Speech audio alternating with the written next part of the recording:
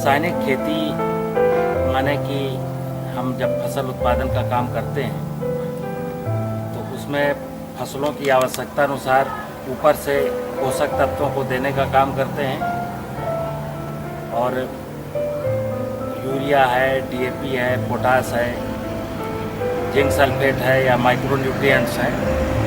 इस तरीके के रासायनिक उर्वरकों का प्रयोग किसान भाई हम अपनी खेती में करते हैं। फिर जब फसलों में बीमारियां लग जाती हैं या फसलों में कोई कीड़ा लगता है तो उसके समाधान के लिए कृषि रक्षा रसायनों का भी इस्तेमाल करते हैं। यहाँ तक कि अब तो किसान जब से मजदूर हमारा महंगा हो गया तो खरपतवारों के नियंत्रण के लिए भी खरपतवारनाशी रसायन इस्तेमाल करने लगे। और हुआ ये अंत में जा कर के कि नाना प्रकार के रासायनिक उर्वरक एवं फसल सुरक्षा रसायन डाल करके जो जमीन में पाए जाने वाले लाभदायक जीवाणु हुआ करते थे वो भी सारे के सारे नष्ट हो गए। और आपने सुना होगा कि पृथ्वी पर 84 लाख योनियों का वास होता है। तो जमीन से जब जीव खत्म हो गए तो जमीन मृत प्राय सी हो गई। जमीन जिंदा है जीवाणुओं की बदौलत और आज हमारी जमीन में जीवाणु बहुत कम बचे। करीब 13-14 साल से मेरे मन में ये अक्सर बात आती थी कि किसान बेचारा दर बदर की ठोकरें खा रहा है, अपना उत्पादन बढ़ाने के लिए नाना प्रकार के यत्न करता है, अच्छा बीज लाता है, अच्छी खादें लाता है और फसल सुरक्षा के नाम पर नाना प्रकार के रसायनों का इस्तेमाल करता है। जब वो फसल काटता है तो लागत और आमदनी के बीच में जब वो देखता है तो वो लगता है कि अगर हम अपनी मेहनत भी जोड़ देते हैं फसल उत्पादन में तो हमको कोई लाभ नहीं दिखाई देता। तो हमारे देश में जो सूखे वाले इलाके हैं जहाँ बारिश वर्षा आधारित कृषि होती है उस इलाके का किसान जो आत्महत्या की घटनाएं कभी विदर्भ में कभी बुंदेलखंड में देखने को मिलती हैं, उसका रीजन मेन यही है कि धरती हमारी जितनी उर्वर होनी चाहिए, धरती की उर्वरता सूक्ष्म जीवाणुओं की कमी से कम होती जा रही है और किसान को वांछित उत्पादन नहीं मिल पा रहा है।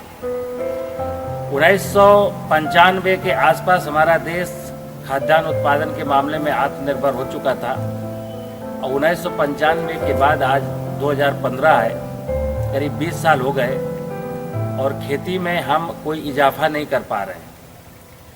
बहुत सारे वैज्ञानिक इस बात पर चिंता कर रहे हैं कि आखिर उत्पादन कैसे बढ़े, आखिर उत्पादन कैसे बढ़े।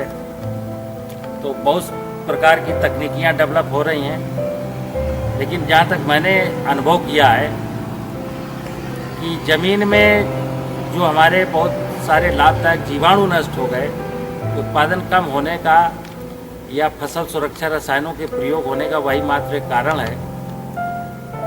जमीन में जो बायोमास, जो पौधे का अवशेष छूट जाता है या जो पत्तियां गिर जाती हैं या जो किसान गोबर की खाद डालता है, ये सारा बायोमास जब तक पौधे के किसी काम का नहीं है, जब तक इसको सूक्ष्म जीव खा करके और इसको जीवांश में ना बदल दें, यानी जब तक ये ह्यूमस ना बन जाए तब तक गोबर किसी काम का नहीं है। अब जमीन में जो बायोमास पड़ा है उसको ह्यूमस बनाने का काम हमारे सूक्ष्म जीव ही करते हैं। तो वो सूक्ष्म जीव चूंकि नहीं है, इसलिए जमीन में चाहे जितना कुछ डाल दो, वो जो रिजल्ट हमको मिलना चाहिए, जो परिणाम अच्छा मिलना चाहिए, वो नहीं मिल पाता है। तो 14 साल पहले मेरे दिमाग में ये आया कि आखिर कौन कौन से वो बैक्टीरिया हैं जो ज़मीन में नष्ट हो गए। तो एक अपने देश में बायो फर्टिलाइज़र की कहानी है।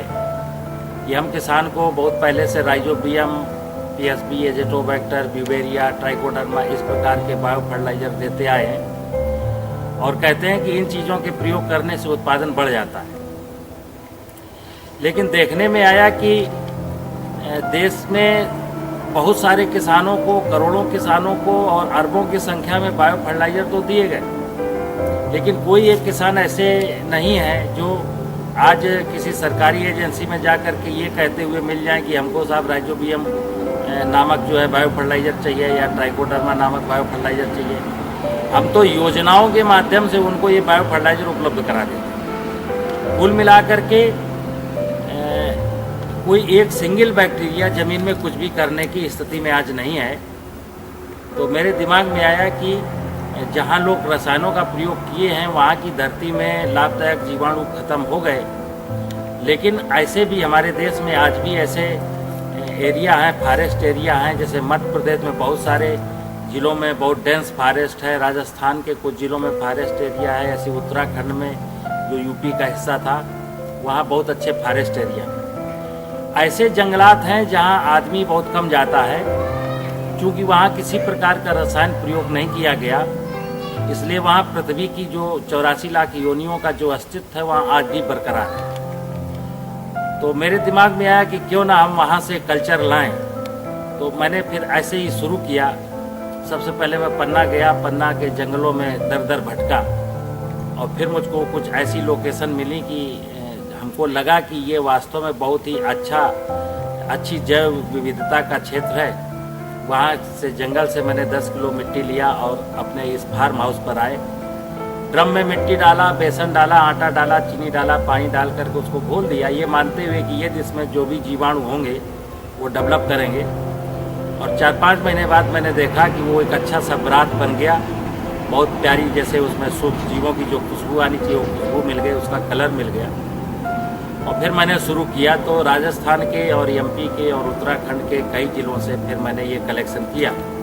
आज की तारीख में करीब 43 लोकेशन का कल्चर मेरे पास है और ये सारा बैक्टीरिया इन ड्रमों में मैंने पाला है और इनमें मैं बेसन, आटा, चीनी इनको हर फोर्टनाइटली खिलाता रहता हूँ।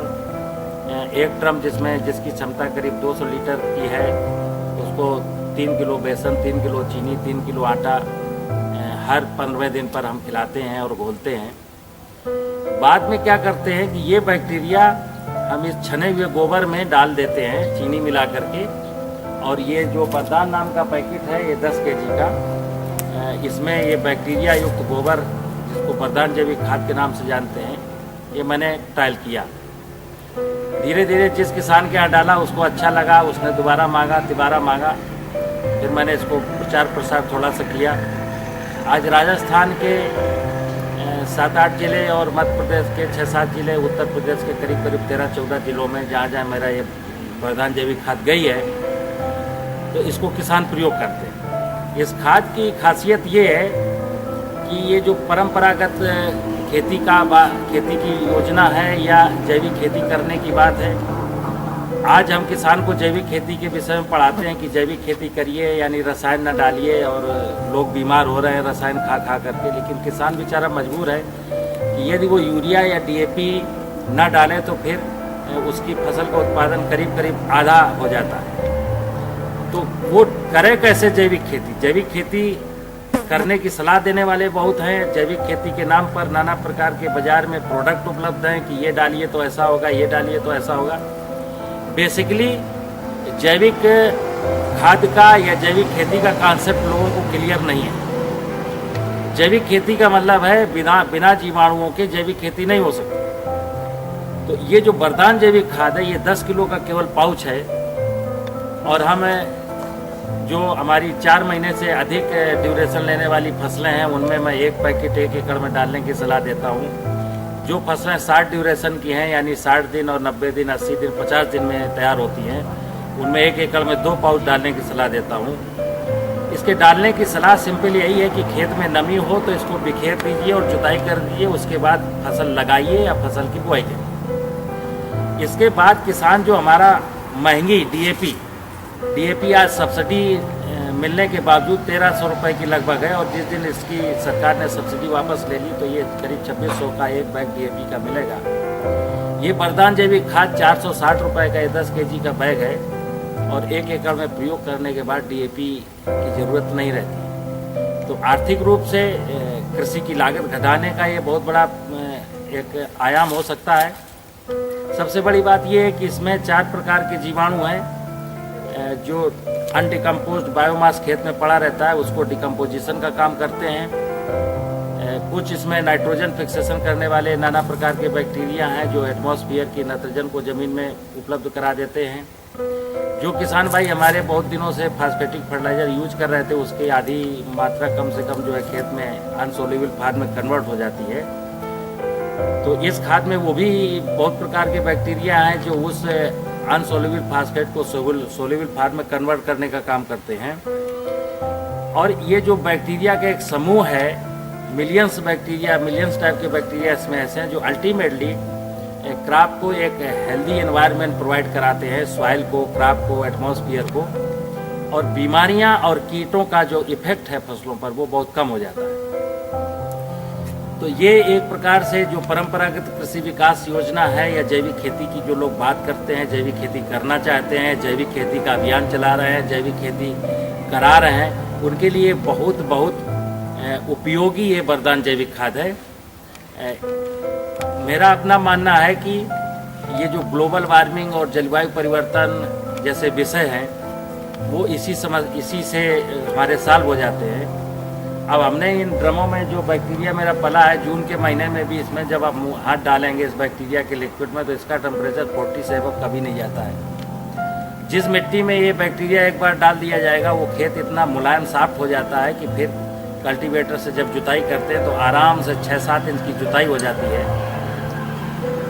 तो मिट्टी को पल्वराइज कर देता है, मिट्टी में वाटर होल्डिंग कैपेसिटी को इंक्रीज कर देता है, उसके जो है नेगेटिव पैथोजन को मार देता है, फास्फेट को सोल्यूबल कर देता है, बहुत सारी खूबियों के साथ। और ये बिल्कुल नेचुरल वे में है, कोई मेरे पास लैब नहीं है, बिल्कुल प्राकृतिक रूप से बैक्टीरिया पलते हैं। बस इनकी खिलाई पिलाई थोड़ी ज़रूर महंगी है, क्योंकि ये बेचारा इस ड्रम में पानी में तो जीवित नहीं रह सकता, इसलिए इनका संवर्धन जो है हम बेसन और आटा और चीनी के खिला करके करते हैं।